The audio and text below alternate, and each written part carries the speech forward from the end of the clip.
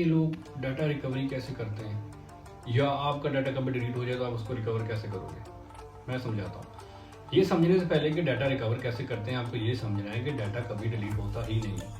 यानी कि जो पिक्चर, जो वीडियो या जो फाइल आप क्रिएट कर चुके हैं और आप उसको लगता है कि आप उसको डिलीट कर चुके हो और वो डिलीट हो चुकी है, वो कभी डिलीट हुई ही नहीं। इसको ऐसे समझिए कि आप लाइब्रेरी से एक बुक उठाते हो, एक शेल्फ से, उसको लाइब्रेरी में कहीं और रख देते हो।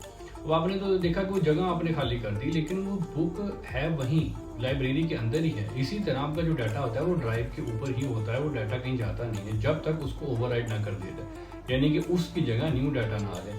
अब यही वजह होती है कि बहुत सारे सॉफ्टवेयर्स का हम यूज़ करके जो पुराना डाटा होता है, पुरानी फाइल्स होती हैं, उनको रिकवर कर लेते हैं। जो लोग विंडोज़ और iOS यूज़ करते हैं, मैं उनके लिए दो सॉफ्टवेयर बता रहा हूँ। ये विंडो के लिए आप यूज़ कर सकते हैं और जो ये सॉफ्टवेयर है ये आप iOS के लिए यूज़ कर सकते हैं। और इसलिए यहाँ पर ये ऐड करना भी ज़रूरी है कि जो मोस्टली जिनकी फ़ोन के अंदर फैमिली पिक्चर्स होती हैं, फीमेल्स होती हैं, वो जब अपना फ़ोन बाहर सेल कर देते हैं, मोस्टली एंड्रॉयड फ़ोन, तो जो वहाँ के लोग होते हैं वो ईजिली उस डाटा को रिकवर कर लेते होते हैं। जो आप डिवाइस कहीं बाजार में बेच आते हो, वो सिंपली किसी भी सिंपल सॉफ्टवेयर से जो है वो ईजिली डाटा रिकवरी हो जाती होती है।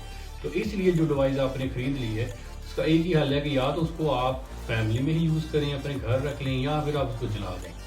इसके अलावा जो डाटा आपका एक मरतबा क्रिएट हो जाता है वो कभी भी डिलीट नहीं हो सकता।